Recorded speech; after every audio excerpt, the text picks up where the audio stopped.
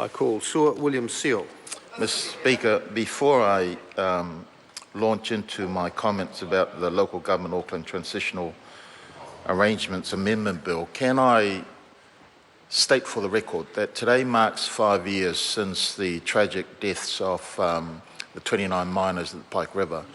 And can I state for the record my acknowledgement of that community, Pike River community, my acknowledgement of all the families that have lost loved ones, and my acknowledgement also for the Honourable Damon O'Connell, who has been a consistent voice on behalf of that community. Sadly, the tragedy is more enhanced because on reflection, sir, and after the Royal Commission report, we know that those deaths could have been prevented. And this House needs to take note that we have to unite ourselves around ensuring that we have legislation that protects the lives of workers, all workers, throughout this country. So I want to table that for the record. I now want to get on to the bill, sir, and I raised that initially about the acknowledgement of the Pike River community because that would have been a piece of legislation that I think this House would have been united about if it came through urgency. However, that's not the case. We normally, sir, and I want to respond because last night members of the government continued to crow about the fact that this bill would enable Aucklanders to have a view, to have a say. The fact of the matter, sir, is the Auckland Council has already heard 9,000 submissions with regard to the Auckland Unitary Plan. But what this bill does is it prevents Aucklanders from having a view on this piece of legislation. It prevents Aucklanders also from giving this Parliament the benefit of their experience, knowledge and expertise. And the reason being why I say it prevents them, sir, is because under normal democratic processes, and we have one of the best in the world, the first reading would have enabled, the Minister in charge would have referred the bill to a select committee process. And the second reading would have enabled us to begin to talk about what Aucklanders would have submitted on this particular bill. It would have enabled us to thank them for their submission, thank the members of the committee, but that's not the case. That's not the case here. So we do not have the benefit of receiving the views of Aucklanders with regard to how they see things happening already under the structure that this government forced upon them back in 2010.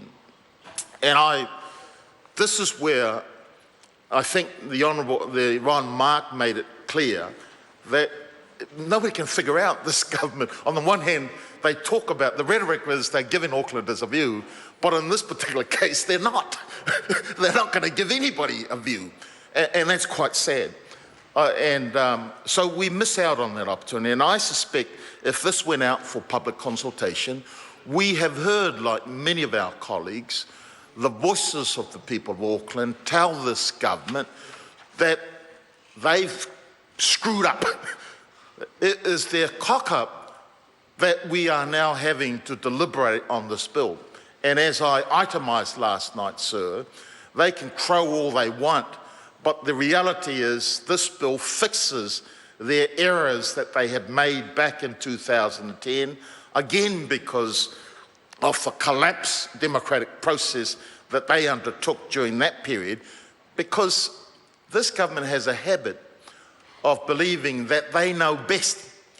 And let me give you an example, Mr. Speaker. You see, prior to this government changing the legislation, it was councils who had the powers and ability to appoint hearing commissioners. And what the Principal Act did was it took that power away from Auckland councillors and gave it to the minister.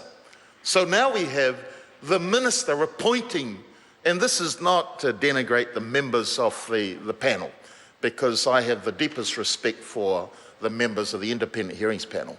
What I'm pointing out is this government did not trust Aucklanders enough to choose their own panellists on the hearings commissioners. They couldn't trust them because they believe they know best. So they gave themselves the power to appoint members of the hearing panel. They think they know best, but here's an example, and this is one of many examples of the cock-up. And when you repeat the same mistake over and over again, people are inclined to say how incompetent this government is. You know, they attempt to provide this image of themselves as some masters of the universe when it comes to running this country. But these little things, sir, add up.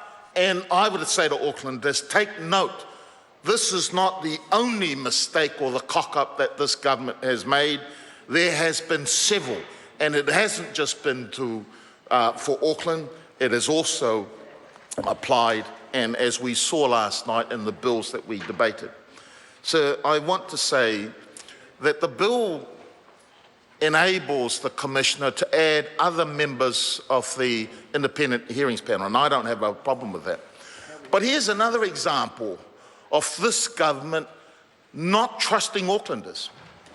If I were to view the membership of the independent hearings panel, the only two people that I would recognise, and again, you know, I have the deepest respect for the membership that's there. They are professional people with lots of expertise.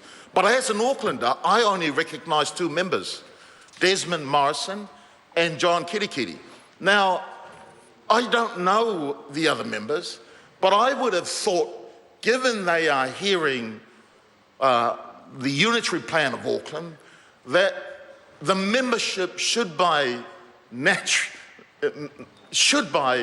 its very nature of overseeing the unitary plan in Auckland, should have an interest in Auckland, should live in Auckland. I have no disrespect about the others, because I know that this is an area which requires expertise. But as an Aucklander, I feel, surely are there not enough Aucklanders with the same expertise, same professionalism that can deal with this? And so, again, by giving themselves the powers to appoint members of the independent hearings panel, this government sends clear signals they don't trust Aucklanders, they don't believe there are any Aucklanders good enough to make up the bulk of the panel that's there. So, you know, by way of advice, I would ask, I'm glad that the legislation does enable the minister that they must consult. Well, I'm not sure. We'll have to look through the committee stage whether the word must is in there or whether it's up to the minister. But I would think that if they really trusted Aucklanders and valued the views of Aucklanders, then they would be consulting with not just the chair of the independent hearings panel, but also with the Māori Statutory Board as well as the Auckland Council. But I would imagine in my gut, sir, that Aucklanders would want to see more Aucklanders on that panel, because this is about our lives, this is about our neighbourhood, this is about, and parochial as that view may be, rightly so, because we're talking about Auckland now and in the many, many years ahead.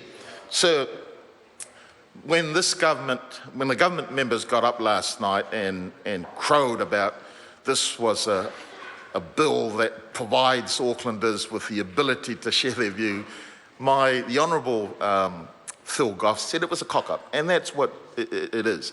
It reminds me of a Samoan saying, e whiu lava na nā le tamai moe lalo tānoa, io mai lava. Meaning, sir, that the hen could attempt with all her might to cover up the little chickens, but we will hear the little chickens making their noise. We know it's there. And so as much as that government attempts to try and cover up their cock-up and cover up their mistakes, we all know it's there. Order. I know the member's using foul analogies, but that expression is not one which can be used. And so the point I wanted to make is this government continues to try and cover up the mistakes that they have made, but we know, Aucklanders know, this is a consistent pattern of an incompetent government that attempts to rush things in, that attempts to prevent Aucklanders from having a view, and the mistakes have revealed themselves in this House.